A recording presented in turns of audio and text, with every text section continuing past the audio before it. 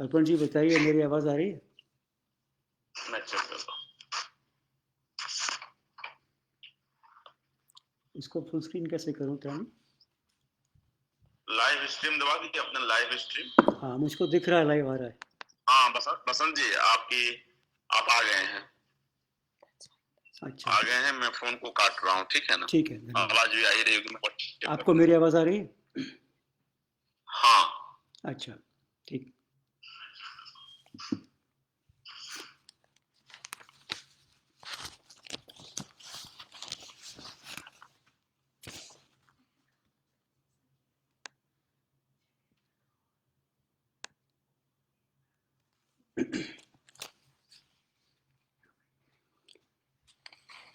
नमस्कार।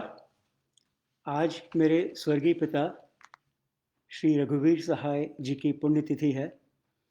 इसी महीने उनका जन्मदिन भी था। अगर वे जीवित होते तो आज 91 साल के होते। अर्पण कुमार ने इस फोरम के माध्यम से इस महीने कई प्रसिद्ध साहित्यकारों और पत्रकारों और मेरे परिवारजनों को बोलने के लिए आमंत्रित किया है। इसके लिए उनका आभार। मेरा नाम वसंत सहाय है और मैं पिछले 30 साल से अमेरिका में रहता हूँ, सिलिकॉन वैली में, अपनी पत्नी और बच्ची के साथ। और मैंने भारत से आईआईटी से इंजीनियरिंग पढ़ी थी। उसके बाद कुछ साल दिल्ली में काम किया सी डॉट में, और उसके बाद मैं अमेरिका आ गया और मैंने यहाँ पे कई स्टार्टअप्स और छोटी और बड़ी कंपनियों में काम किया है। और आज मैं अपने पिता की कुछ कविताएं और कुछ संस्मरण सुनाना चाहूँगा। उनकी एक कविता है, बाप का बेटे से बोलना। ये 1989 में छपी थी। कुछ पते कुछ चिट्ठियाँ इस किताब में। उन दिनों मुझे इसकी गहराई समझ नहीं आई, बल्कि लगा कि पापा कुछ ज़्यादा ही भावुक हो रहे हैं। पर अब कई दशकों के बाद, खुद पिता बनने के बाद, बल्कि उसके भी एक आध दशक के बाद, तब इसकी गहराई को समझ पाता हूँ। तो मैं ये कविता पढ़ना चाहूँगा आपके लिए। बाप का बेटे से बोलना।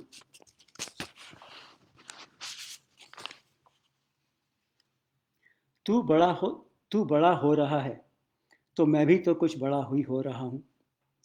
तू बड़ा हो रहा है, तो मैं भी कुछ बड़ा ही हो रहा हूँ। जब तू और छोटा था, तेरे मचलने को बस तेरा बचपना समझता था। नहीं जानता था कितनी कचोट हो सकती है बालक के मन में, क्योंकि तू जो था सो था ही।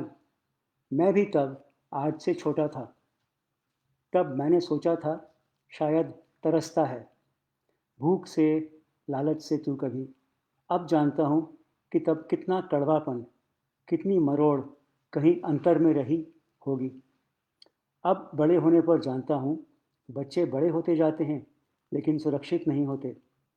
अपने बच्चों की पीड़ा ही अनुभूति है पीड़ा की।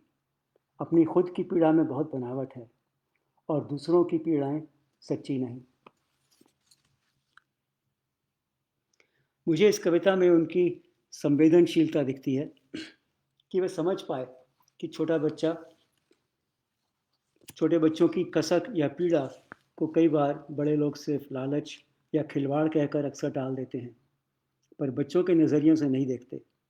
फिर पापा साथ साथ एक सफाई भी देते हैं कि तेरे साथ साथ मैं भी तो बड़ा ही हो रहा था, और तब मैं भी तो आज से छोटा था। स्वयं पिता बनने के भी दो दशक बाद अब मैं इस कविता की गहराई और कवि के सच्चेपन को समझ पाता हूँ। पिता तो अपने बच्चों को बड़े होते हुए देखते ही हैं, पर एक दिलचस्प बात यह है कि उनकी कविताओं के ज़रिए अब मैं भी उनको बड़ा होते हुए देख सकता हूँ। बचपन से ही उन्होंने कविताएं लिखनी शुरू कर दी थी। जब वे 16 साल के थे तो उनकी एक कविता पर किसी गायक ने गाना भी गाया था, और वो आकाशवाणी में ब्रॉडकास्ट हुआ था। उसके ऊपर एक रिकॉर्ड भी बना था। हम लोग दिल्ली में बड़े हुए, पर अक्सर गर्मी की छुट्टियों में लखनऊ और कानपुर जाते थे, अपने ननिहाल और ददिहाल। तो लखनऊ में पापा के पैतृक घर में हमने वो रिकॉर्ड खुद भी सुना है। तो कोई वीर शिवाजी के ऊपर एक गाना था। खैर, जो उनका एक नामी संग्रह छपा था, सीढ़ियों पर धूप में, उसमें बहुत सारी कविताएं हैं जो कि उन्होंने 22-23 साल की उम्र में लिखी थी। तो मैं जब उनकी वो वाली कविताएं देखता हूँ, तो मुझे उसमें एक युवा कवि का की मस्ती दिखती है और शब्दों के साथ खिलवाड़ दिखता है। और जैसे जैसे समय बीतता गया, उनकी कविताओं में भी दूसरे विषय और ज़्यादा आने लगे। और कुल मिला के मुझको लगता है कि उनकी कविताओं में 2 या 3 तरह के बड़े-बड़े विषय हैं। एक तो है राजनैतिक और सामाजिक असमानता और अन्याय और शोषण के बारे में लिखना, उसका विरोध करना। और दूसरी एक थीम है प्रकृति और मन की गहराई को भांपना, उसको पहचानना और उसको व्यक्त करना। तो भाषा पर उनका अधिकार ही नहीं, जिस तरह से कुम्हार मिट्टी को किसी भी रूप में ढाल सकता है, उसी तरह वो शब्दों से भी खेल सकते थे और उनको नया स्वरूप देते थे। तो जब वे 20-22 बरस के थे, तब की उनकी एक दो कविताओं में जो नवयुवक की मस्ती और स्वच्छंद खेल दिखता है, उसको मैं सुनाता हूँ आपको। एक कविता है सीढ़ियों पर धूप से ही, अगर कहीं मैं तोता होता।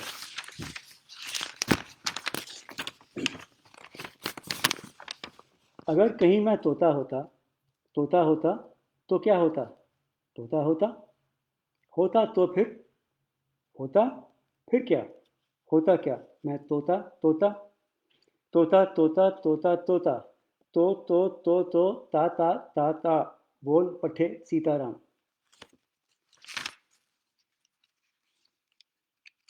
उसी 20-22 वर्ष के नवयुवक की एक और कविता है, ताजगी भरे रोमांस की कविता, और इसका शीर्षक है आओ जल भरे बर्तन में। आओ जल भरे बर्तन में झांकें, सांस से पानी में डोल उठेंगी दोनों छायाएं, चौंक कर हम अलग अलग हो जाएंगे, जैसे अब तब भी न मिलाएंगे आंखें। आओ बैठी हुई शीतल जल में छाया, साथ साथ भीगे, झुके हुए ऊपर, दिल की धड़कन सी कांपे, करती हुई इंगित कभी हाँ के कभी ना के। आओ जल भरे बर्तन में झांकें।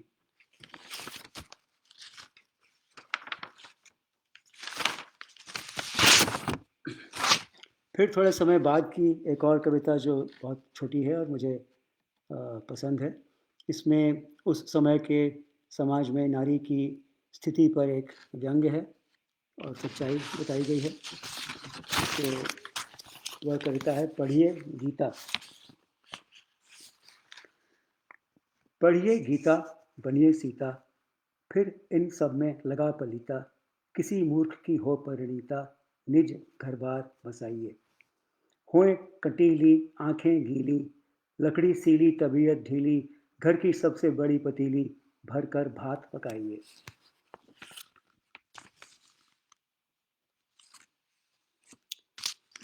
फिर मेरी पसंद की कुछ कविताएं हैं जो कि काफ़ी बाद की हैं, और हमारे कुछ श्रोता शायद 1976 के आपातकालीन दौर से परिचित ना हो, पर 1976 में इमरजेंसी जारी की गई थी, जिसमें कि फ्रीडम ऑफ स्पीच नहीं थी और कई पत्रकार और राजनीतिक लोगों को जेल में डाला गया था। तो दिलचस्प बात यह है कि इमरजेंसी लगने के कुछ साल पहले से ही देश के राजनीतिक माहौल को पहचानते हुए उन्होंने कई कविताएं लिखी जो आगे आने वाले संकट की स्थिति को देख सकती थी। तो 1978 में हँसो हँसो जल्दी हँसो एक पुस्तक छपी थी। उसमें बहुत सारी कविताएँ इस दौर की हैं। ये इमरजेंसी के बारे में भी कुछ हैं, लेकिन ये लिखी गई थी इमरजेंसी के भी पहले, क्योंकि उनके अंदर का कवि माहौल को भाँप सकता था। तो उसमें से एक कविता पढ़ता हूँ, छोटी है, इसका नाम है आपकी हँसी।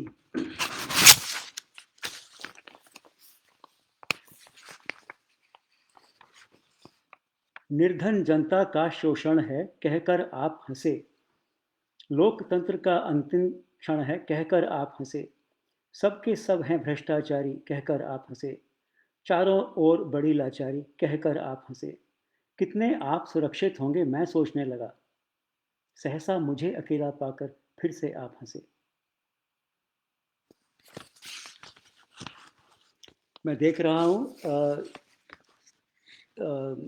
ये कविता असल में 1974 में प्रकाशित भी हुई थी, तो इमरजेंसी के पहले ही आ चुकी थी। और एक और कविता है जो कि उस पुस्तक का शीर्षक ही था, उसका नाम है हंसो हंसो जल्दी हंसो, जो कि किताब का शीर्षक है।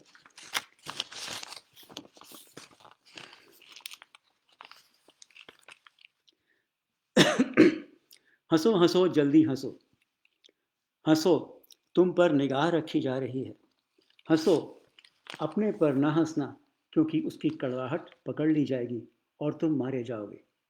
ऐसे हंसो कि बहुत खुश ना मालूम हो, वरना शक होगा कि वह शख्स शर्म में शामिल नहीं और मारे जाओगे। हंसते हंसते किसी को जानने मत दो किस पर हंसते हो। सबको मानने दो कि तुम सबकी तरह परास्त होकर एक अपनापे की हंसी हंसते हो, जैसे सब हंसते हैं बोलने के बजाय। जितनी देर ऊंचा गोल गुंबद गूंजता रहे, उतनी देर तुम बोल सकते हो अपने से। गूंज थमते थमते फिर हंसना, क्योंकि तुम चुप मिले तो प्रतिवाद के जुर्म में फंसे। अंत में हंसे तो तुम पर सब हंसेंगे और तुम बच जाओगे।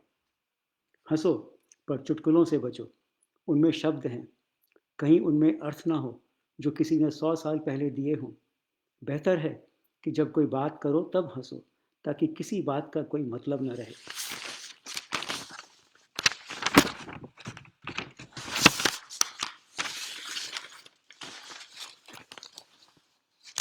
और ऐसे मौक़ों पर हंसो जो कि अनिवार्य हों, जैसे गरीब पर किसी ताकतवर की मार, जहाँ कोई कुछ कर नहीं सकता उस गरीब के सिवाय, और वह भी अक्सर हंसता है। हंसो हंसो जल्दी हंसो, इसके पहले कि वह चले जाएं, उनसे हाथ मिलाते हुए, नज़रें नीची किए, उनको याद दिलाते हुए हंसो कि तुम कल भी हंसे थे।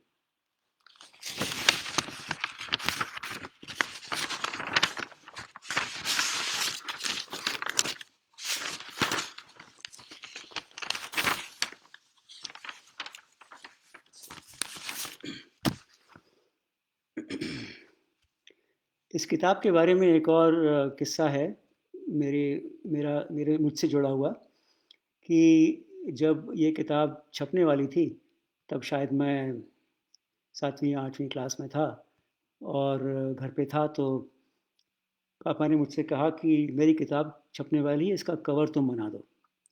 मैं ड्राइंग वगैरह ज़्यादा नहीं करता था। मेरा मेरे शौक थे साइंस में और कुछ संगीत में और कुछ और चीज़ों में, पर आर्ट में मेरा शौक नहीं था। तो मैंने कहा कि मुश्किल है, पर बताइए क्या बनाऊँ? तो उन्होंने कहा कि उन्होंने मुझे एक खाकी कागज़ दिया और एक मार्कर पेन दिया काले रंग का, और कहा कि एक आदमी बनाओ इसमें जो कि भाग रहा हो, उसका एक पैर ज़मीन पे हो और एक हवा में हो।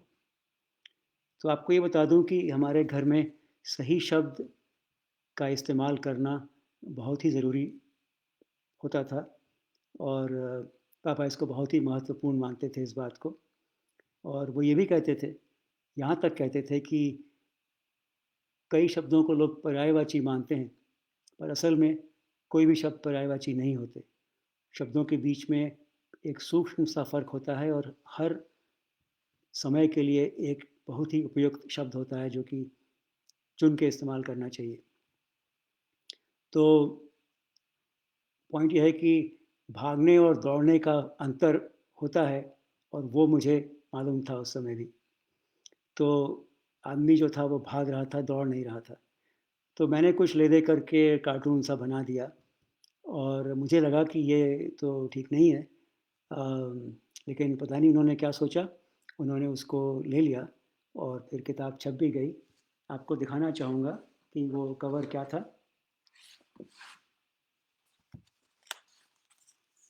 तो ये मैंने बनाया था और उन्होंने इसको ले लिया, और ये उनकी काफ़ी ये किताब बहुत पसंद की गई थी। और एक और बात उसमें बताने वाली है कि किसी समय से उन्होंने, शायद इसी से या इसके पहले से, कविताओं पर संगीत के साथ बनाना भी शुरू कर दिया था। तो इस कविता में कुछ कविताओं की स्वर लिपि उन्होंने बनाई। हमारी मम्मी ने अपने बचपन में शास्त्रीय संगीत सीखा हुआ था, तो उनको राग और सुर की समझ थी। और पापा की भी चचेरी बहनें उनके बचपन में संगीत सीखती थीं, तो उन्होंने बाकायदा नहीं सीखा, लेकिन उनके साथ बैठ के वो भी सीख गए थे। तो दोनों लोग बैठ के कुछ कुछ चुने हुए कविताओं पर मैंने उनको सुना है बातें करते हुए कि इस कविता का क्या भाव है, उसके हिसाब से कौन सा राग होना चाहिए, और फिर उसके ऊपर धुनें भी बनाई गई। और फिर मम्मी ने, चूँकि उनको शास्त्रीय संगीत का बहुत ज्ञान था, उन धुनों की स्वरलिपि भी बनाई। तो ये देखिए, एक स्वरलिपि इस किताब में है, हँसो हँसो जल्दी हँसो में। मालूम नहीं इसमें दिख रही है कि नहीं, पर ये उस समय एक बहुत नई बात थी। शायद पहली ही किसी किताब में ऐसा रहा हो। अब मालूम नहीं, शायद थोड़ी आम बात हो रही हो। एक और दिलचस्प बात यह है कि ये कविताएं बहुत ही लोकप्रिय हुई थी।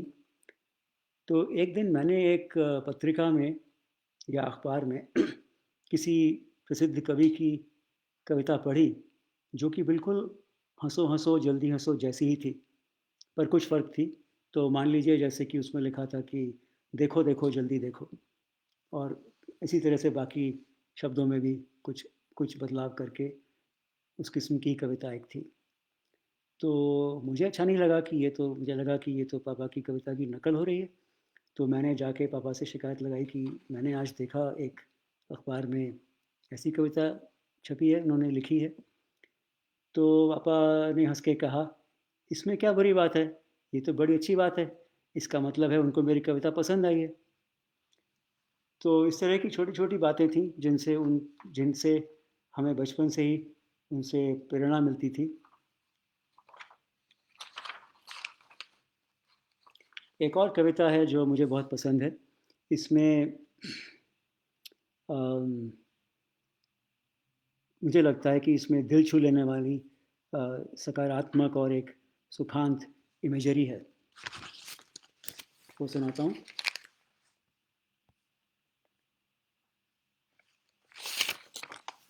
दयाशंकर।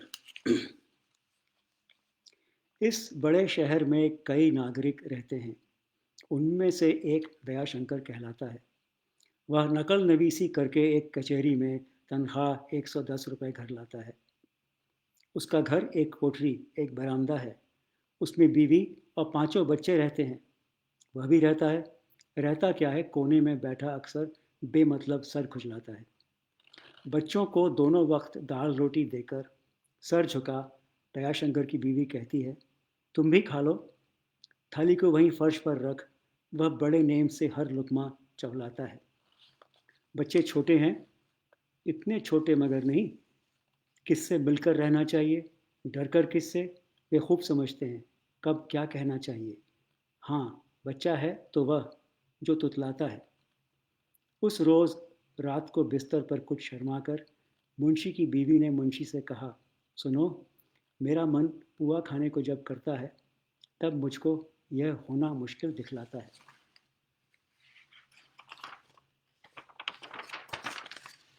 यह बात दयाशंकर ने दुख के साथ सुनी। वह 7 जनों के लिए कहाँ पुए लाते। वह चुप होकर के लेट रहे, इसलिए कि वह माने बैठे थे पुआ पति घर लाता है। तब जरा देर का इंतज़ार, बीवी बोली, उठ पड़ो, अभी हम लोग पका खाएं पुआ, बच्चे सोते हैं मीठी नींद झगड़ करके, बस जो तुतला है कभी कभी अकुलाता है। वह उठी, अरे वह कितनी सुंदर लगती थी, दुबली, कोई आवाज़ न होने दी उसने। ऐसे चुपचाप पकाए उसने 4 पुए, जैसे पुआ ही मधुर मिलन कहलाता है। दोनों अपने अपने हिस्से के पुए ले जैसे थे जहाँ वहाँ पर बैठे खाते हैं। इतने में सब बच्चे एकदम से जगते हैं, उठ पड़ते हैं, मुस्काते हैं, सो जाते हैं।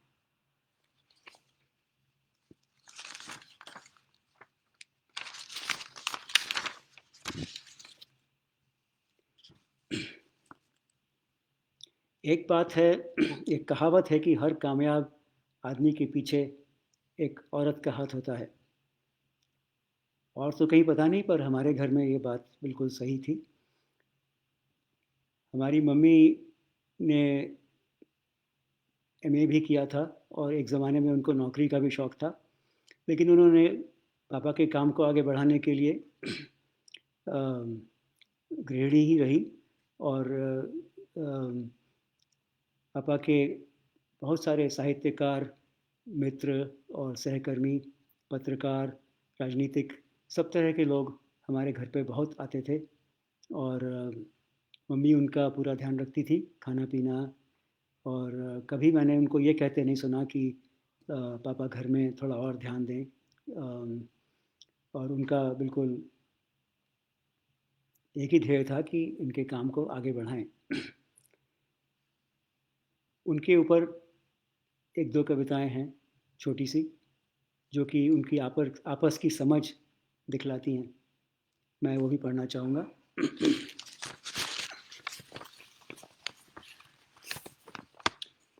स्वीकार। जब वह किसी बात को स्वीकार करती है तो हाँ नहीं कहती, सिर्फ खुशी खुशी अपना काम करने लगती है।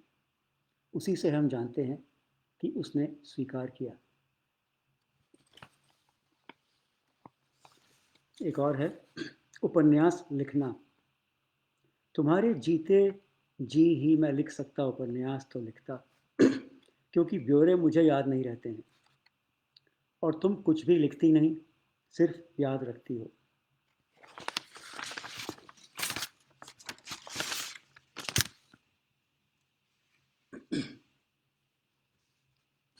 एक और थीम है जो कि उनके जीवन में और उनकी कविताओं में और लेखन में बार बार मुझे दिखाई पड़ती है।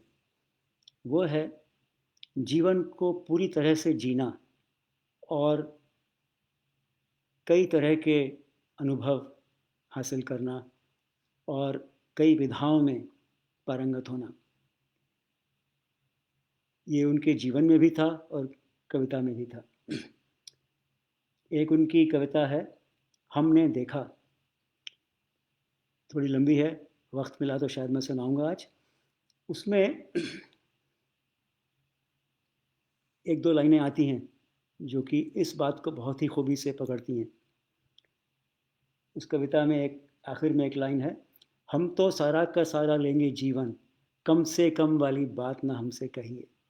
और बाद में इसको नेशनल स्कूल ऑफ ड्रामा के साथ मिलके उन्होंने इस पर संगीत भी बनवाया था और उनके पूरे ग्रुप ने इसको प्रस्तुत भी किया था। तो एक किस्सा है इसी बारे में, जो उनकी पूरा पूरा जीवन, संपूर्ण जीवन जीने की एक आदत थी। बचपन में हम रहते थे आर के पुरम में, और मार्केट में एक दुकान थी जहाँ पे बाल कटवाने के लिए जाया करते थे। तो जैसे कि एक प्रोफेशनल नाई की दुकान होती है, उसमें सीट्स होती हैं जिनको ऊपर नीचे किया जा सकता है, और बड़े बड़े शीशे लगे होते हैं, और कम से कम 4-5 नाई काम कर रहे होते हैं। तो उसमें जाया करते थे मैं और पापा। बाद में मैं थोड़ा बड़ा हो गया तो मैं अपने आप जाने लगा और वो अलग जाते थे कभी। और बाकी मेरी तीनों बहनें और मम्मी, उन दिनों में तो खैर सैलून्स और पार्लर्स होते नहीं थे, तो मुझे याद भी नहीं कि उनके बालों का के कहाँ कटते थे और क्या होता था।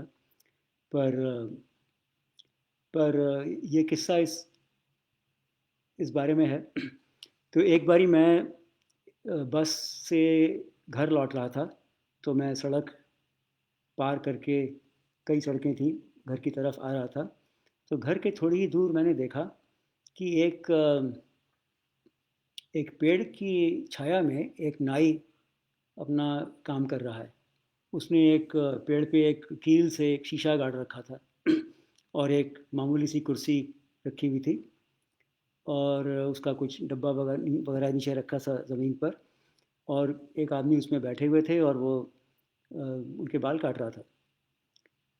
तो मैंने ऐसे पहले कभी शहर में देखा नहीं था। शायद पिक्चरों में देखा हो कि किसी गांव वगैरह में इस तरह से होता है। तो जैसे जैसे मैं पास आया, मुझे लगा कि ये तो पापा लग रहे हैं, और पास आया तो देखा कि पापा ही बैठे हुए थे उसमें। तो उस समय का जो माहौल था और जो मेरे मित्र वगैरह थे आसपास रहते थे, उसके हिसाब से मुझे ये बहुत ही अटपटा लगा कि एक बाकायदा अच्छी सुलभ दुकान पर जाने के बजाय ये सड़क वाले नाई के साथ क्यों बैठे हुए हैं, और अगर मेरे किसी दोस्त ने देख लिया तो मैं उनको क्या कहूँगा। पर फिर कुछ समय के बाद जैसे जैसे मैं बड़ा हुआ, तो मुझे समझ आया कि ये तो उनकी उनके लिए एक बहुत सौभाग्य की बात थी कि उनको एक ऐसा अनूठा अनुभव मिला, और उनको इस तरह की दुकान दिखी, उसमें उन्होंने जाके उसका उसका अनुभव लिया, और इस तरह से वो और भी बहुत सारी चीज़ें करते थे जो मेन स्ट्रीम से अलग हटके हों, और बहुत उनमें आनंद लेते थे। जैसे कि एक बार हमारे घर के सामने से कोई आदमी गाना गाता हुआ गुजर रहा था, साथ में हारमोनियम था, और शायद वो पैसे लेके भजन वगैरह गाया करता था। पर उसके भजन में ख़ास बात ये थी कि वो किसी अलग ही उपभाषा में गा रहा था, शायद राजस्थानी की कोई डायलेक्ट थी, और अच्छा भी गा रहा था। तो उन्होंने बाकायदा उसको बुलाया, बिठाया, उससे बातें की, उसका गाना सुना, रिकॉर्ड भी किया, और उसका उसका पूरा इतिहास पूछा, और वो किस गांव से आया है, वहाँ पे परंपरा क्या थी गाने की, सब तरह की बातें समझी। उनको इस तरह के चीज़ें समझने में बहुत ही आनंद आता था। मैंने भी उनसे इस तरह की बातें सीखी हैं, और कभी कभी जब मौका मिलता है तो बजाय किसी ऊंची दुकान पर, जैसे स्टारबक्स के बजाय सड़क पर अगर ठेले पे चाय बिक रही हो, तो उसको पीने में ज़्यादा मज़ा आता है। कुछ और चीज़ों पे बहुत ही उनका बारीकी से ध्यान था। जैसे जब वो कभी कहीं टूर पे जाते थे दिन के लिए या किसी भी काम से, तो एक बार वो गए थे उड़ीसा, मुझे याद है, और वहाँ के आदिवासियों की बनाई हुई कुछ चीज़ें उनको बहुत अनूठी लगी, तो वो लेके आए। अब मैं चूँकि रहता हूँ अमेरिका में, पर मैं जब भारत जाता हूँ तो मेरी मम्मी कभी कभी मुझे उनमें से कुछ चीज़ें देती हैं। मैं आपके साथ एक चीज़ साझा करना चाहूँगा। ये बहुत पहले कभी उड़ीसा से आदिवासियों का बनाया हुआ ये एक घोड़ा और घुड़सवार वो लाए थे। इसमें ख़ास बात ये है कि ये ढाल के नहीं बनाया गया है, जैसे कि आमतौर से कई चीज़ें सांचे में ढाल के बनाई जाती हैं। इसमें पहले मिट्टी का घोड़ा बनाया जाता है, या जो भी चीज़ बनाई जा रही हो, और फिर उसके बाद किसी एक ख़ास मेटल के तारों से उसको लपेटा जाता है। फिर ये सब का सब एक भट्टी में रखा जाता है, तो उससे तार पिघल के जुड़ जाते हैं, लेकिन फिर भी तार अलग अलग दिखाई भी पड़ते हैं, और इसका वज़न काफ़ी है क्योंकि इसके अंदर मिट्टी भी भरी हुई है। तो ये बहुत ही अनूठे तरह की एक कला है, और इस किस्म की चीज़ें वो बहुत चाव से जमा करते थे। हाँ, तो वो वाली कविता मैं पढ़ना चाहूँगा, जिसमें उनकी पूरा का पूरा जीवन जीने की शिक्षा देती है।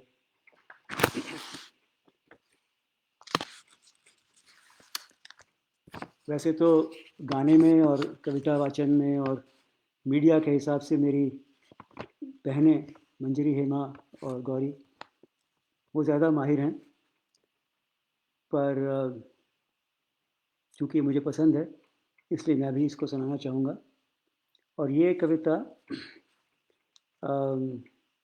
नेशनल स्कूल ऑफ ड्रामा के कई लोगों ने, शायद मनोहर सिंह भी थे उसमें, उन्होंने इसको संगीतबद्ध करके गाया था, तो मैं उसका एक अपना वर्जन आपको सुनाता हूँ।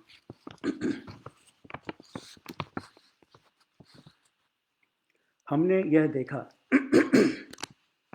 यह क्या है जो इस जूते में गड़ता है, यह कील कहाँ से रोज निकल आती है, इस दुख को रोज समझना क्यों पड़ता है, फिर कल की जैसी याद तुम्हारी आई, वैसी ही करुणा है वैसी ही तृष्णा, इस बार मगर कल से है कम दुखदाई, इस बार मगर कल से है कम दुखदाई, फिर खत्म हो गए अपने सारे पैसे, सब चला गया सुख दुख बट्टे खाते में, रह गए फकत हम तुम वैसे के वैसे, फिर अपना पिछला दर्द अचानक जागा, फिर हमने जी लेने की तैयारी की,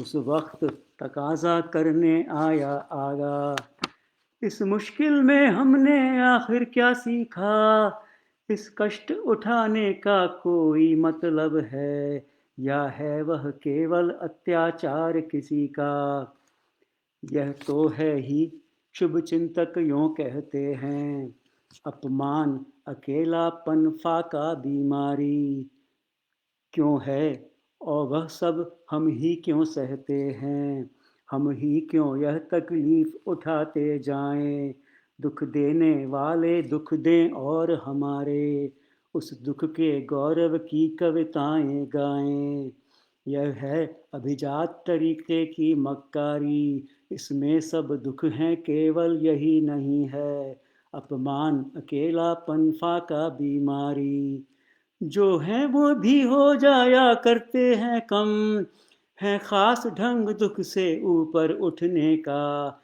है खास तरह की उनकी अपनी तिकड़म, जीवन उनके खातिर है खाना कपड़ा, वह मिल जाता है और उन्हें क्या चाहिए, आखिर फिर किसका रह जाता है झगड़ा, हम सहते हैं इसलिए कि हम सच्चे हैं, हम जो करते हैं वह ले जाते हैं वे झूठे हैं लेकिन सबसे अच्छे हैं, पर नहीं हमें भी राह दीख पड़ती है, चलने की पीड़ा कम होती जाती है, जैसे जैसे वह कील और गढ़ती है, हमने यह देखा दर्द बहुत भारी है, आवश्यक भी है जीवन भी देता है, यह नहीं कि उससे कुछ अपनी यारी है, हमने यह देखा अपनी सब इच्छाएं रह ही जाती हैं थोड़ी बहुत अधूरी, यह नहीं कि यह कहकर मन को समझाएं, यह नहीं कि जो जैसा है वैसा ही हो, यह नहीं कि सब हंसते हंसते ले लें, देने वाले का मतलब कैसा ही हो, यह नहीं कि हमको एक कष्ट है कोई, जो किसी तरह कम हो जाए बस छुट्टी, कोई आकर कर दे अपनी दिलजोई, यह दर्द नहीं मेरे ही जीवन का है, वह दर्द नहीं है सिर्फ विरह की पीड़ा, वह दर्द जिंदगी के उखड़ेपन का है, वह दर्द अगर ये आंखें नम कर जाए, करुणा कर आप हमारे आंसू पोंछें, वह प्यार कहीं यह दर्द न कम कर जाए, चिकने कपड़े अच्छी औरत ओहदा भी, फिलहाल सभी नाकाफी बहलावे हैं, ये तो पा सकता है कोई शोहदा भी, जब ठौर नहीं मिलता है कोई दिल को, हम जो पाते हैं उस पर लुट जाते हैं, क्या यही पहुंचना होता है मंजिल को, हमको तो अपने हक सब मिलने चाहिए, हम तो सारा का सारा लेंगे जीवन, कम से कम वाली बात न हमसे कहिए, कम से कम वाली बात न हमसे कहिए, यह क्या है जो मेरे जूते में गड़ता है। तो यह कविता मुझे हमेशा याद रहती है। हम तो सारा का सारा लेंगे जीवन, कम से कम वाली बात ना हमसे कहिए।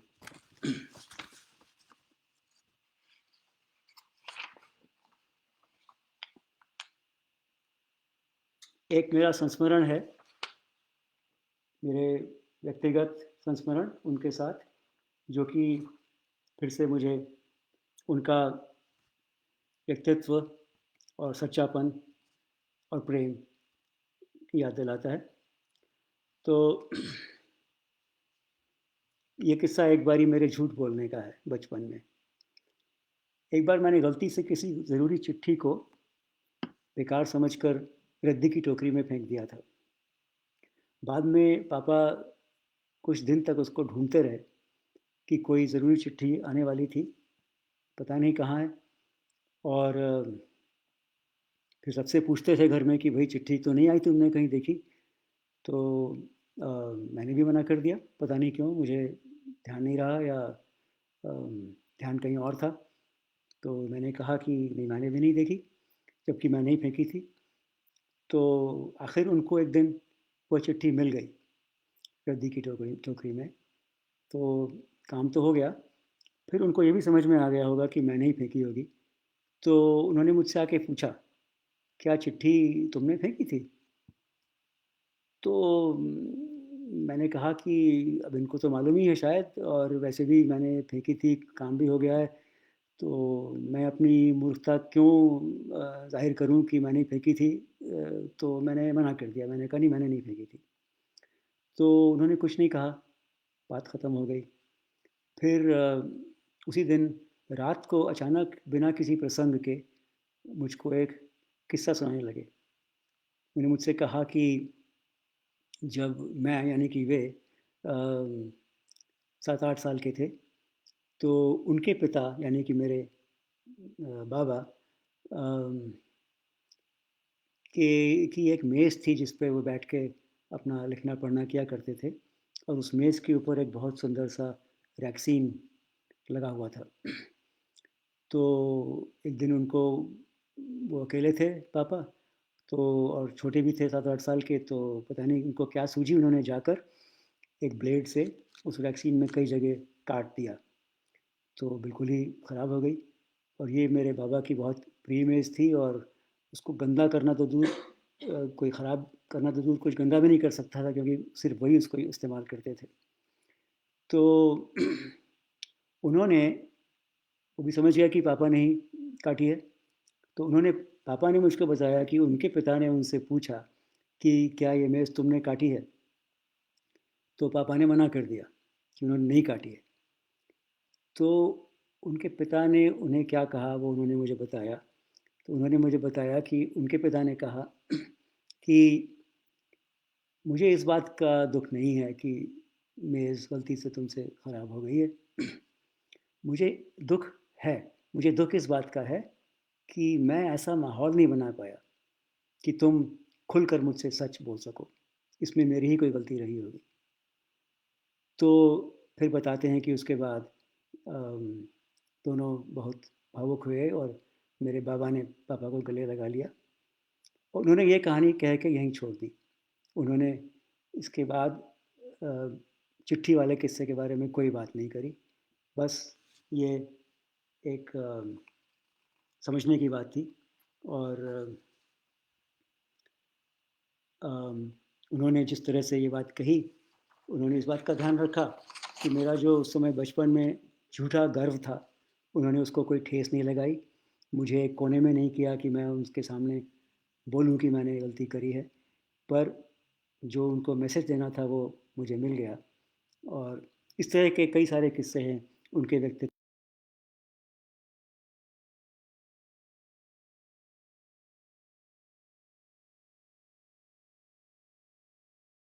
एक बात उनके नाटकों के बारे में, तो वो कई विधाओं में दखल रखते थे, और कविता, लेख, अम, साहित्य, पत्रकारिता और इसके अलावा नाटक, संगीत और नृत्य में भी बहुत रुचि रखते थे और लगभग सभी चीज़ों में उनका बहुत सारा योगदान भी है। मुझे याद है कि हम बचपन में परिवार के साथ कई नाटक देखने जाते थे, तो बहुत छोटी उम्र से ही मैंने कमानी, श्री राम सेंटर, फिक्की और ओपन एयर थिएटर एक था और सप्रू हाउस, इन सब में बहुत सारे नाटक देखे हुए हैं और कुछ नाटक पापा के ही अनुवाद किए हुए थे जो बाद में हमने देखे हैं। उनमें शेक्सपियर का नाटक था कि कई नाटक थे शायद और अम, कुछ हंगारी नाटक भी थे। तो एक बार तो एक जापानी नाटक भी देखा था, काबुकी इबारगी। तो एक नाटक जो कि काफ़ी महत्वपूर्ण है और नेशनल स्कूल ऑफ ड्रामा ने उसको कई बार मेंशन किया है, वह था मैकबेथ। तो ये नाटक मैंने बचपन में देखा है कई बार और एनएसडी के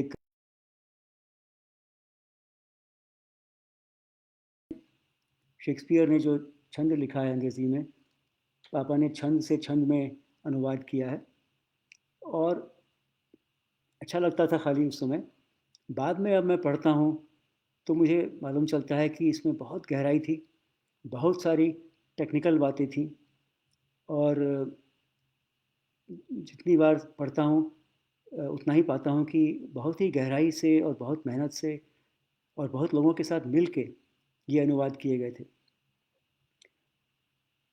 जैसे कि इसका एक छंद था, कवित्त छंद और ये नहीं मानते थे वो कि शेक्सपियर के समय का माहौल अलग था और भारत का की संस्कृति अलग है, माहौल अलग है, तो दोनों के बीच में अगर अनुवाद करना है तो रूपांतरण कर दें या कुछ चीज़ों को रखा जाए, कुछ को चेंज कर दिया जाए। इस तरह के बहुत सारे प्रश्न थे और सबसे अच्छा तरीका उनको बताने का यही है कि मैं आपको बर्नमल किताब जो थी उसका उसकी एक भूमिका में उन्होंने अब इसके बारे में लिखा है कि ये कैसे अनुवाद किया गया और उसके पीछे क्या क्या कहानी है। उनके ही शब्दों में सुनाना चाहूँगा। तो मैकबेथ छपा था एक किताब में, उसका नाम था बर्नम वन और ये प्रस्तावना है, एक दो मिनट लूँगा। तो वो कहते हैं इस प्रस्तावना में, यह अनुवाद करना मेरे लिए एक रचनात्मक अनुभव था। अंग्रेजी में शेक्सपियर के नाटकों का मूल आधार भाषा है और वह आवाज़ के उतार चढ़ाव को अभिनव के लिए इस्तेमाल करती है। इसीलिए भीतरी और बाहरी दोनों घटनाओं के अनुसार वह बढ़ती, ठिठकती, मुड़ती और घूमती चलती है। हिंदी में मैंने कवित्त छंद चुना जिसमें हर मात्रिक छंद की अपेक्षा आवाज़ के अभिनय की कहीं अधिक संभावना है और जो एकाधिक एवं विविध राग स्थितियों के अनुकूल ढल सकता है। आरंभ में और एक दो स्थलों पर अन्यत्र मात्रिक छंद का सीमित प्रयोग किया गया है, परंतु वह भी नाटकीय कारणों से। मैकबेथ पत्नी के प्रलाप का दृश्य जो मूल में गद्य में है तथा अन्यत्र जो स्थल गद्य में है, उन्हें गद्य में ही रहने दिया। मैल्कम मैकडफ संवाद का दृश्य पद्य के स्थान पर गद्य में, परंतु उसका शेषांश पद्य में कर दिया है, क्योंकि मेरी समझ में उसी तरह वह अधिक प्रभावशाली होता। शेष नाटक मूल के अनुसार पद्य में ही हैं। शेक्सपियर की भाषा कहीं कहीं इतनी सरल है मानो अपने युग के आडंबर के बीच वह रचनात्मक अद्वितीयता की एक चमक हो। ऐसे स्थलों पर अनुवाद मूल जैसी सरल भाषा में रहे, यह आवश्यक जान पड़ा। किंतु जिन स्थलों पर नाटककार की भाषा क्लिष्ट, जटिल या आडंबरमयी है और जहाँ उसका एक नाटकीय उद्देश्य है, वहाँ उसकी रक्षा वैसी ही भाषा में करने का प्रयत्न किया है। कुछ स्थल अवश्य ऐसे हैं जहाँ शेक्सपियर मेरी समझ में अकारण ही विलंबित और दुरूह होते हैं, या फिर आज के रंगमंच पर उतना स्पष्टीकरण आवश्यक नहीं जितना वह करते हैं, वहाँ उनका अनुकरण नहीं किया है।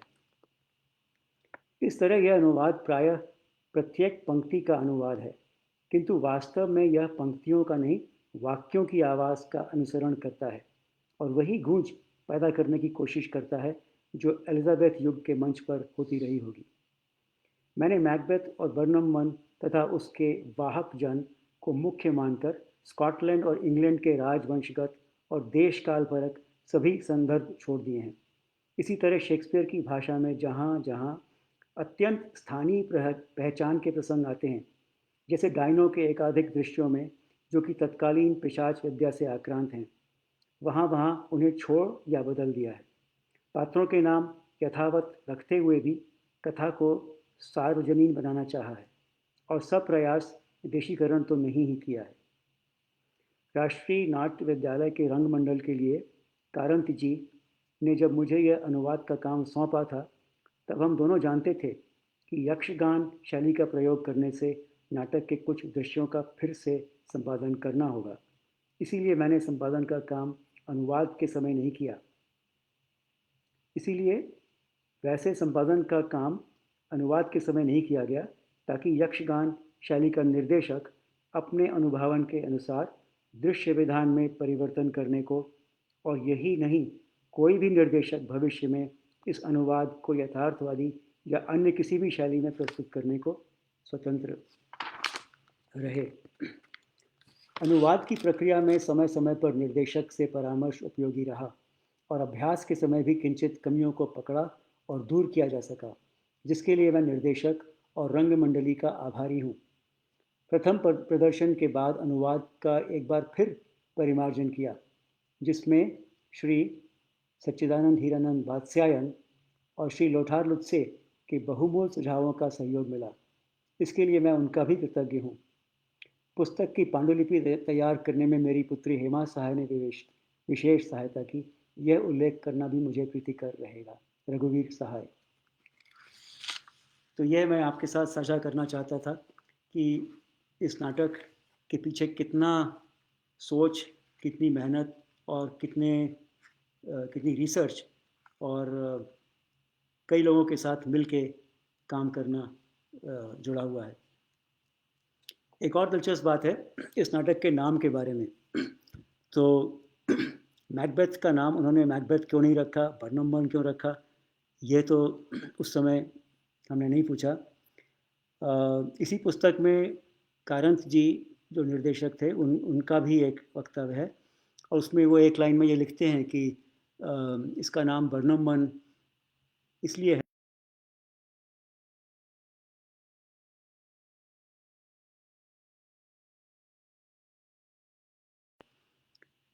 पर अब मैं आजकल जब गूगल करता हूँ शेक्सपियर को और मैकबेथ को, तो मैंने पाया कि एक दिलचस्प बात है। तो मैंने पाया कि शेक्सपियर के समय में एक अंधविश्वास था कि मैकबेथ नाटक में अगर मैकबेथ नाम दिया जाएगा तो नाटक का प्रोडक्शन असफल रहेगा। किसी भी कारण से ये अंधविश्वास रहा हो, और उसके बाद आगे की परंपरा में भी उसी कारण से उसका आदर करते हुए मैकबेथ का नाम मैकबेथ नहीं रखा जाता था। अब मुझे ये बात पता नहीं कि पापा ने इसका नाम बर्नम वन इस कारण से रखा था, उस परंपरा के हिसाब से जो कि कहीं लिखा तो नहीं गया है, या फिर कोई और कारण था।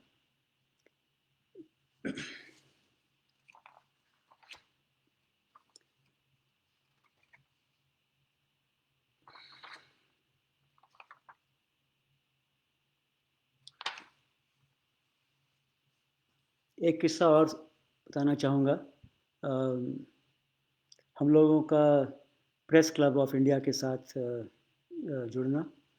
तो पापा अक्सर प्रेस क्लब ऑफ इंडिया जाया करते थे। वहाँ पर कई सारी गोष्ठियाँ होती थी, सेमिनार, कॉन्फ्रेंसेस और सहकर्मियों के साथ मीटिंग्स। तो उसमें जाते थे अक्सर, और पूरा परिवार भी कई बार जाता था। तो एक समय था जब बहुत पहले टीवी आया ही था, और घरों में टीवी आमतौर से उपलब्ध नहीं था। उस समय प्रेस क्लब में एक टीवी था, तो हर रविवार को एक फ़िल्म आती थी। तो अक्सर कई रविवार की शाम को पापा हमारे पूरे परिवार को प्रेस क्लब ले जाते थे और वहाँ पे मम्मी, मेरी बहनें और मैं और लोगों के साथ बैठ के फ़िल्म देखते थे और पापा एक अलग दूसरे 1-2 कमरे थे, उसमें बैठ के अपने मित्रों के साथ बात करते। तो एक दिन मैं पापा के साथ जाके बैठ गया। मेरा ख़्याल है उनके साथ उस दिन अ, गौरीशंकर जोशी, उषा जोशी और कुछ और मित्र बैठे थे। और वो लोग बियर पी रहे थे, तो मैं उनके साथ बैठा हुआ था। आमतौर से प्रेस क्लब में वो मेरे लिए जिंजर टॉनिक मँगवाते थे, पर उस दिन उन्होंने मुझसे पूछा कि तुम बियर पियोगे? तो मैंने कहा हाँ, क्यों नहीं? तो उन्होंने मैं उस समय शायद 10-11 साल का था शायद। तो उन्होंने मुझे अपना या उससे भी छोटा था शायद। तो उन्होंने मुझे अपना गिलास अ, दिया और मैंने उसमें से 2-3 चुस्कियाँ लीं। तो जो भी था स्वाद वग़ैरह पर अम, मुख्य बात ये है कि तो उन्होंने अपने मित्रों से कहा कि मैं इनको इसलिए चखा रहा हूँ ताकि ये जान जाएँ कि इसमें कोई बड़ी बात नहीं है। जब चाहें तब पी सकते हैं, इसलिए ये ज़िम्मेदार रहेंगे और जब बड़े होंगे तब अपने दोस्तों के साथ कोई एडवेंचर नहीं करेंगे। तो इस तरह की दूरदर्शिता उनमें थी, जो कि उनके काम में और जीवन में दिखती थी। प्रेस क्लब का ही एक और बात है कि वहाँ पर जो वेटर्स होते थे, मैंने देखा है कि कुछ और लोगों के परिवार और बच्चे उनको तुम कह के बुलाते थे या उनको थोड़ा सख्ती से उनसे बात करते थे। तो हम हमारे घर में हम सब बच्चों को पापा ने साफ-साफ सिखाया हुआ था कि तुम वेटर्स को इज़्ज़त से बात करोगे और आप करके बात करोगे उन सब से। एक दिन एक और वेटर थे जो कि थोड़े वृद्ध थे, वो ऑर्डर लेने आए, तो मुझे याद है कि पापा ने हँस कर के मुझे उनसे मिलाया और कहा कि इनका नाम भी अ, इनका नाम और मेरा नाम एक ही है, इनका नाम भी रघुवीर है। तो बस ये किस्सा याद रह गया और वो दिखाता है कि वो किस तरह सब लोगों से बराबरी के स्तर पर बात करते थे।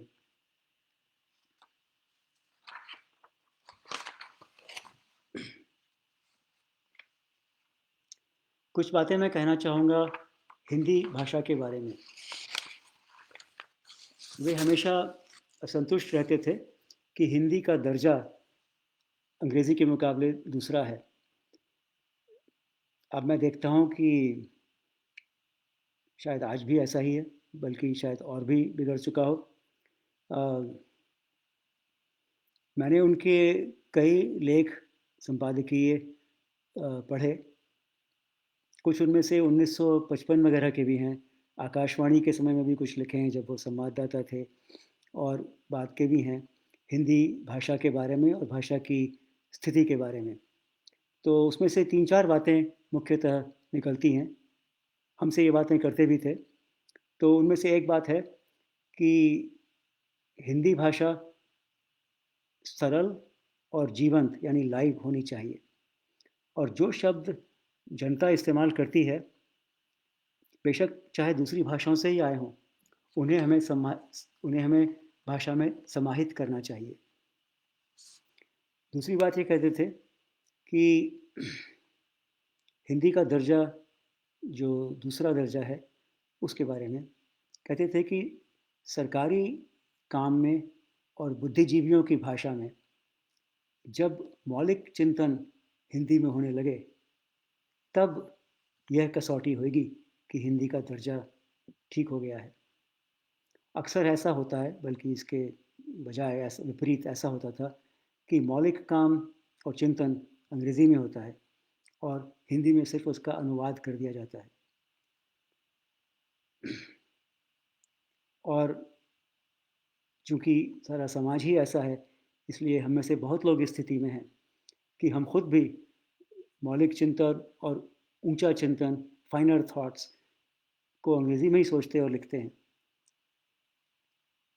एक और बात ये कहते थे कि भाषा हर समाज में वर्गीकरण के साथ जुड़ जाती है।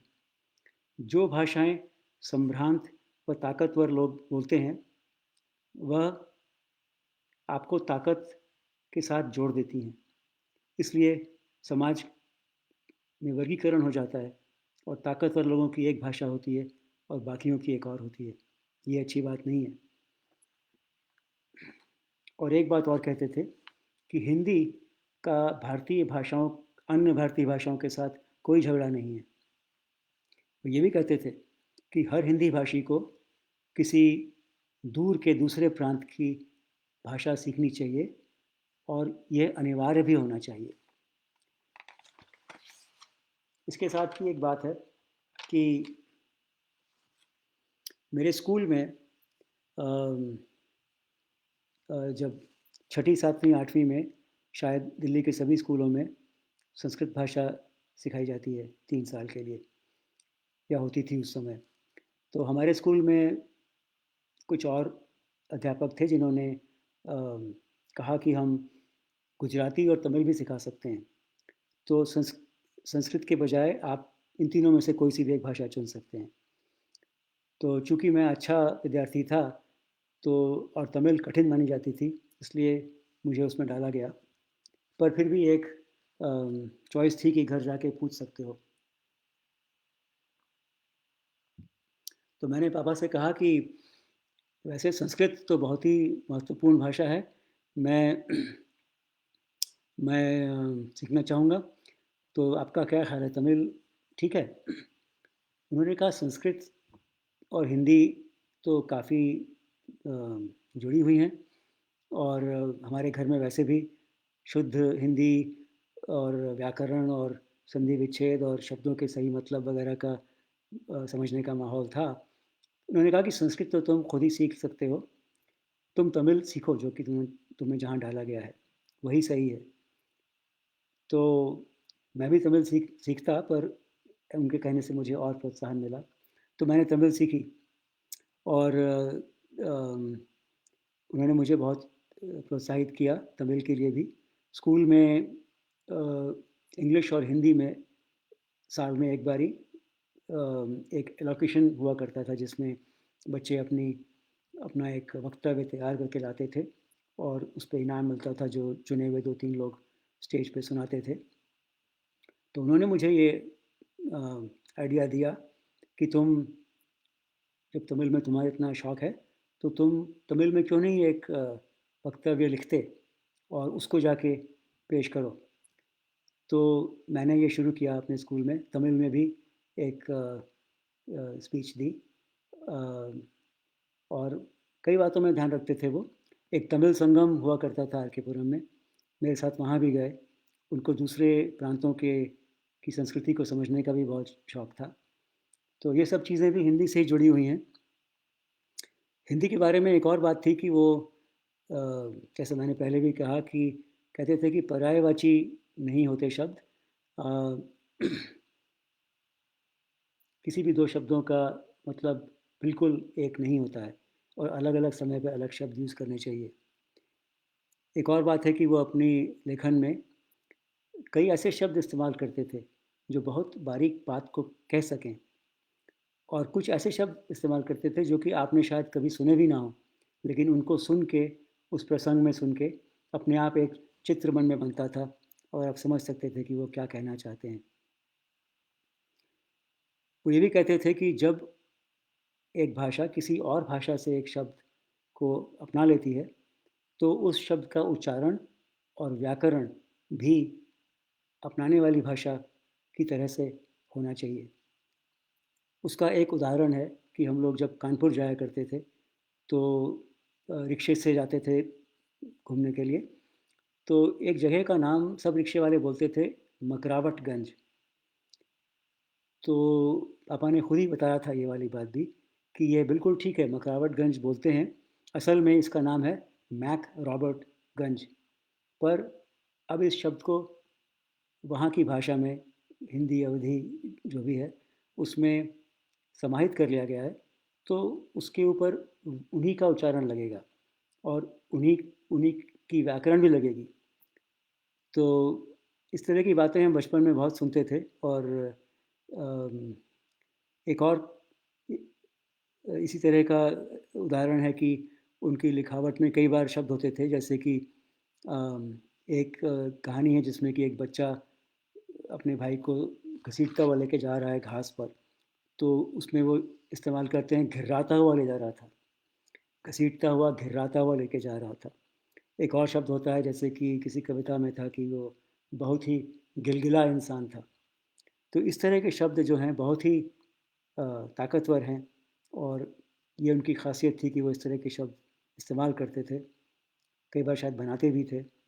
और एक और शब्द का किस्सा है कि दिनमान में एक कॉलम थी उसमें लिखते थे, उसका नाम था कि रपट लिखी गई या कुछ रपट था उसमें, रपट मतलब रिपोर्ट। तो मैंने उस बचपन में उनसे इस पे भी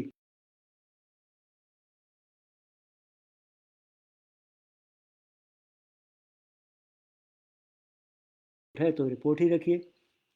तो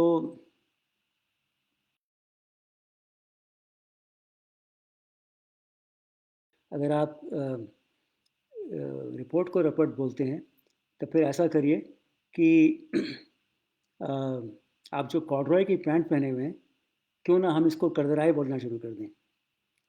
तो मैंने मजाक में कहा था अपना अपनी बात ऊपर लाने के लिए, तो वो इस पे बहुत देर तक मुस्कुराए और उन्होंने ये नहीं समझा कि इस डिस्कशन का कुछ गलत या सही का फैसला अभी किया जाए।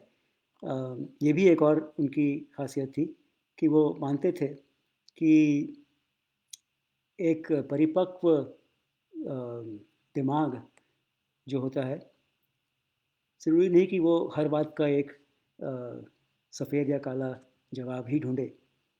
एक परिपक्व दिमाग को एक साथ कई मत लेके भी चलना आना चाहिए। तो इसीलिए इस रपट हो या करदराए हो, इस पे कोई एक मत नहीं है और वो बिल्कुल उनको ठीक था कि वो एक साथ कई मत लेके भी चल सकते हैं।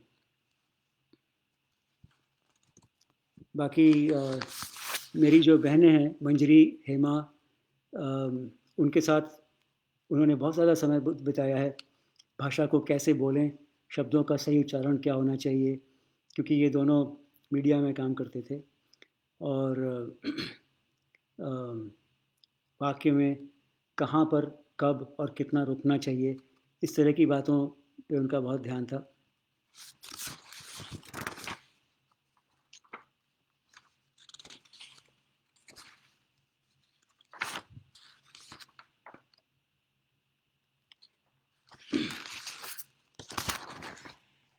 कला और साहित्य के क्षेत्र के बाहर भी वह कई विधाओं में दखल रखते थे।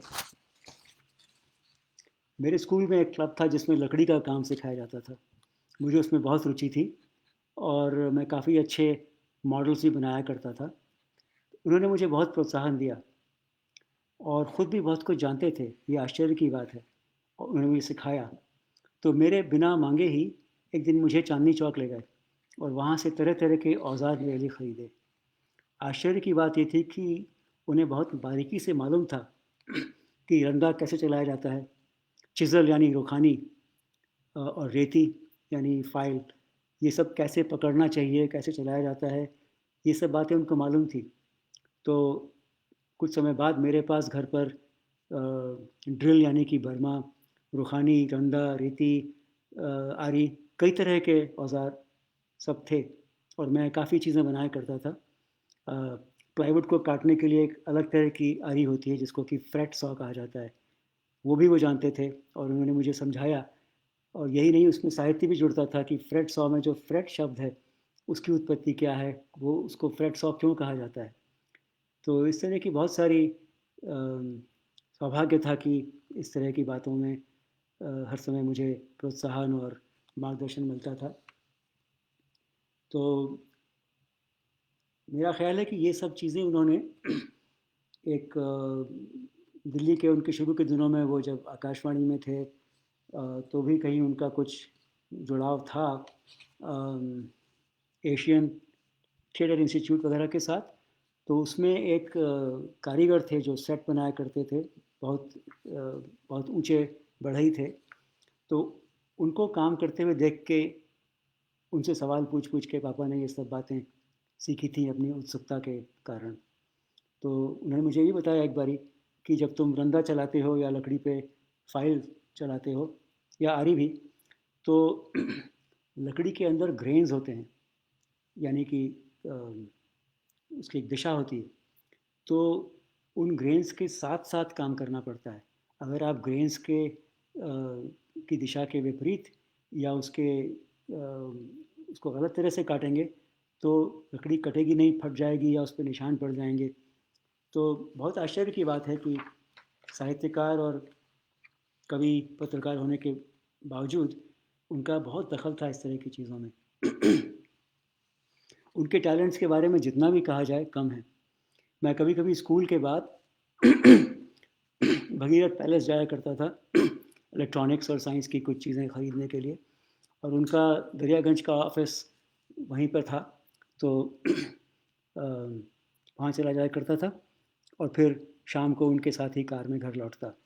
तो एक दिन हम लौट रहे थे जब, तो वो दफ्तर की बिल्डिंग से बाहर निकल रहे थे तो रास्ते में एक हॉल पड़ा, उसमें कुछ लोग टेबल टेनिस खेल रहे थे।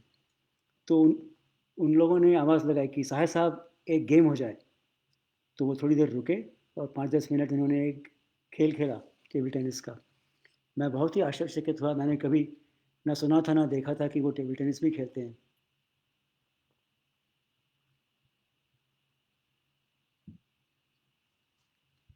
एक और ऐसा ही किस्सा है कि एक बार मैं शाम को खेल करके घर लौटा, तब मैं शायद चौथी क्लास में था। तो मैं देखता हूँ कि पापा और मम्मी बैठे हैं और पापा के पास एक बांसुरी है सीधी वाली, और वो मम्मी को कोई राग सुना रहे हैं, शायद राग काफ़ी था, और उसके बारे में बता रहे हैं कि इसके सुर क्या है, इसकी पकड़ क्या है, चलन क्या है। और मम्मी और पापा दोनों को ही शास्त्रीय संगीत आता था, तो वो उसके बारे में वार्तालाप कर रहे थे। तो उनको बजाते देखकर, ना तो मैंने कभी पहले देखा था ना मुझे मालूम था कि बांसुरी बजा सकते हैं ये। तो मैं बिल्कुल मंत्रमुग्ध हो गया और मैंने उनसे कहा कि मुझे भी सीखनी है। तो उन्होंने मुझे सिखाया। उन्होंने बताया कि कैसे पकड़ते हैं और कुछ थ्योरी बताई, जैसे कि छः छः छेद होते हैं तो उससे 6 सुर निकलते हैं, 7 सुर निकलते हैं। और अगर तुम अगले सप्तक में जाना चाहते हो तो उन्हीं सुरों से फिर से बजेंगे अगले सप्तक के सुर, तुम्हें सिर्फ ज़ोर से फूंक मारनी होगी। पर उन्होंने कहा कि इसमें मुख्य बात यह है कि तुम्हें बहुत रियाज़ करना होगा, और जो कुछ सिखाना था मैंने तुम्हें सिखा दिया है। अब ये तुम्हारे ऊपर है कि तुम कितना रियाज़ करते हो। अगर रोज़ करोगे और जितना करोगे उतना फ़ायदा होगा, और एक दिन तुम सुन सुन के गाना बजाना शुरू कर दोगे। तो मैंने काफ़ी मेहनत करी और फिर आखिर में बजाने शुरू कर दिया।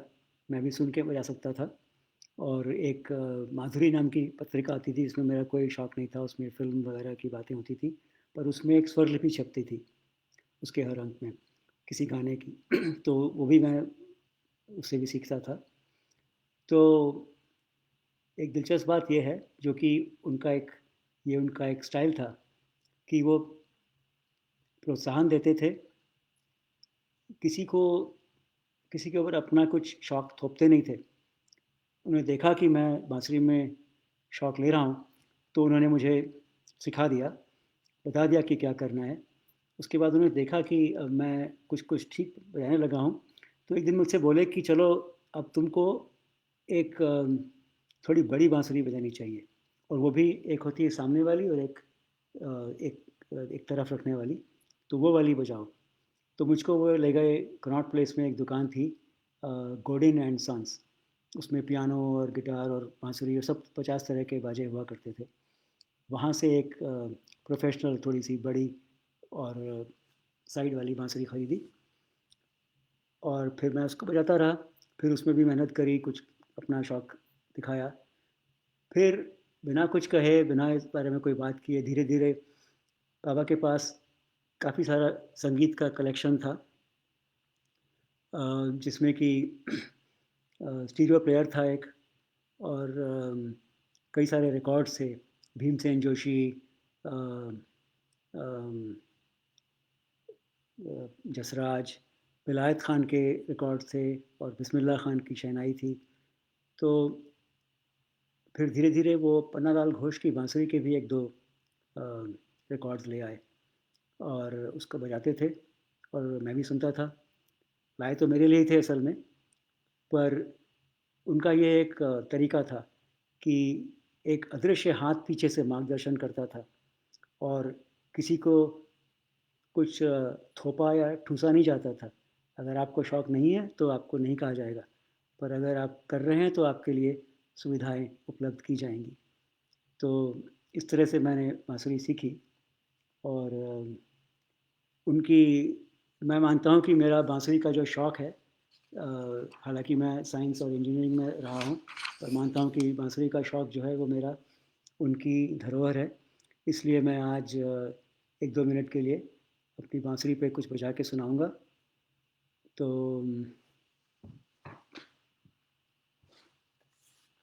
मैं बजाऊंगा, राग देश बजाता हूँ, और थोड़ा सा राग देश, और उसके बाद उसी राग पर आधारित एक आध गाने जो प्रचलित हैं वो भी उसी में बजा दूंगा।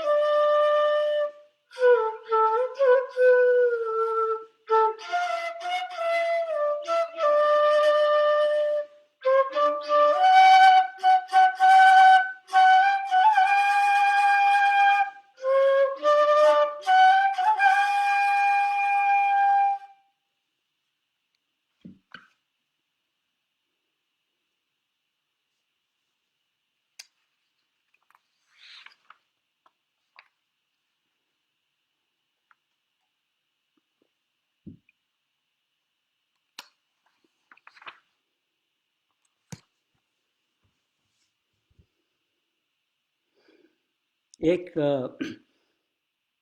व्यक्तिगत संस्मरण और भी है कि चूँकि हमारे घर में सारा माहौल साहित्य का था और कला का था, तो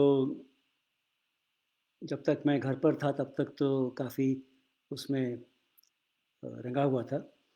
पर रुझान मेरा था साइंसेज़ में और पापा मुझे बहुत प्रोत्साहित करते थे।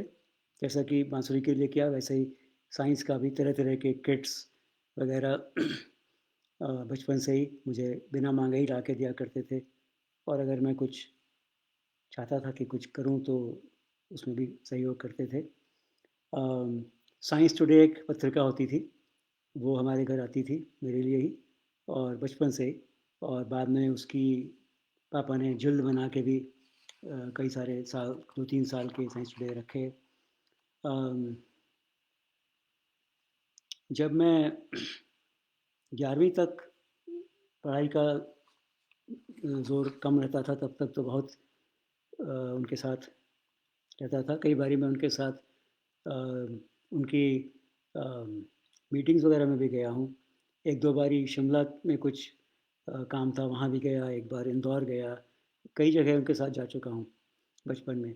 फिर 11वीं-12वीं में पढ़ाई का बहुत ज़ोर हो गया, तो मैं आईआईटी की तैयारी कर रहा था 11वीं में, तो मुझे याद है कि अम, रोज़ शाम को मैंने फिर 3-4 घंटे पढ़ाई करना शुरू किया और टीवी देखना और बाकी सारे शौक बिल्कुल छोड़ दिए उसकी मेहनत की एंट्रेंस के कंपटीशन की तैयारी के लिए।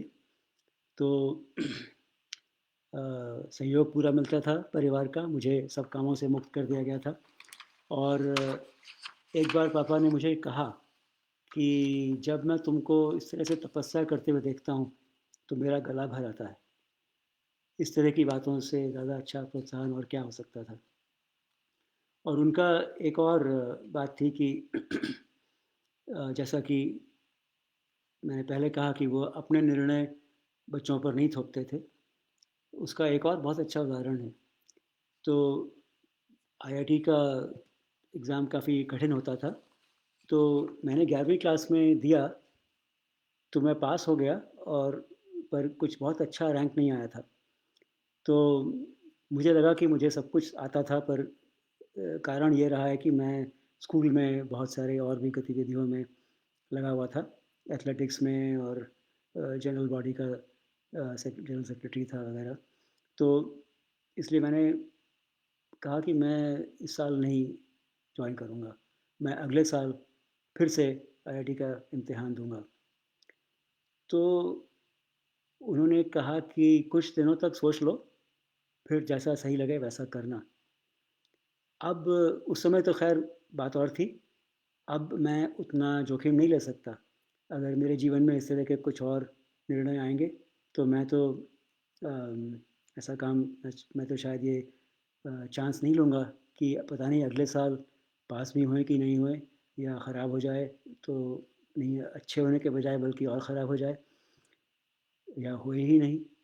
और मैं सोचता हूँ कि अगर आज भी मेरी बेटी अगर इसी दुविधा में पड़ी हो, तो मैं भी उसको यही सलाह देता कि भई मैं तो कहता हूँ कि तुम इसी साल जॉइन कर लो, अगले साल करने में बड़ा जोखिम है, होए ना होए।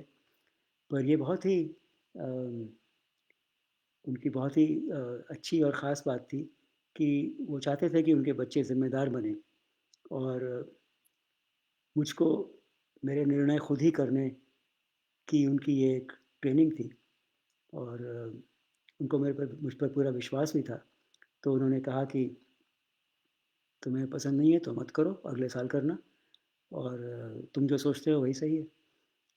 और फिर ख़ैर अच्छा हुआ कि अगले साल मेरा बहुत अच्छा हो गया और मेरा पूरे इंडिया में 85 रैंक आया। तो उनको जब ये बताया तो खुश हुए, पर घर में सभी लोग खुश हुए। लेकिन उन दिनों के माहौल में हम लोग कोई पार्टी वग़ैरह नहीं करते थे। तो खाली वो खुश हुए और उनके चेहरे पे जो संतोष था और जो खुशी थी, वही मेरे लिए बहुत बड़ा इनाम था। तो उसके बाद मैं 4 साल हॉस्टल में रहा, घर पे आना-जाना कम हो गया। उसके बाद मैंने दिल्ली में नौकरी भी करी और तब फिर से उनके साथ समय बिताने का कुछ कुछ साल तक समय बिताया, अच्छा समय मिला। उसके बाद मैं काम करने के लिए विदेश आ गया और उनके साथ हम मेरा पत्राचार चलता था। उन दिनों आज से 30 साल पहले टेलीफ़ोन वग़ैरह बहुत महँगे थे और बहुत कम समय के लिए उस पे बात होती थी, हफ़्ते में 1 दिन। पर उसका फ़ायदा ये हुआ कि अ, हम लोग एक-दूसरे को पत्र लिखते थे, हर 2 हफ़्ते में, 3 हफ़्ते में 1 बार। तो मुझे उनकी कुछ चिट्ठियों में लिखी हुई बातें बहुत अ, याद रहती हैं। एक तो उन्होंने ये कहा कि चाहते थे वो कि मैं दिल्ली में ही रहूँ, पर उन्होंने मुझे चिट्ठी में लिखा कि अ, मैं खुद भी लखनऊ का अपना घर छोड़ के अपने करियर के लिए दिल्ली में आया था। इसलिए अ, मेरी सारी शुभकामनाएँ तुम्हारे साथ हैं कि तुम भी विदेश में जाके अपना करियर बनाओ। और एक और बात वो कहा करते थे कि मैं अपने आप को सफल समझूँगा जबकि जबकि मेरे बच्चे मुझसे भी आगे बढ़ें, मुझसे भी अच्छे बनें। और एक और बात उन्होंने एक चिट्ठी में लिखी थी, अक्सर वो चिट्ठियाँ या तो हिंदी में लिखते थे या इंग्लिश में भी लिखते थे, तो ये इंग्लिश में थी। तो उन्होंने मुझे लिखा था कि थोड़ा भावुक होके लिखा था कि you are an extension of my body. तो मैं समझता हूँ मुझे उनसे शरीर ही नहीं, सोचने का तरीका, उनके जीवन और व्यवहार के प्रति जो वैल्यूज़ थी, पूरी मेहनत के साथ लगकर काम करना और अथाह प्रेम विरासत में मिला। मेरे लिए वे एक आदर्श पिता और मेरे गुरु थे। उन्हें फिर से मेरा नमन। धन्यवाद।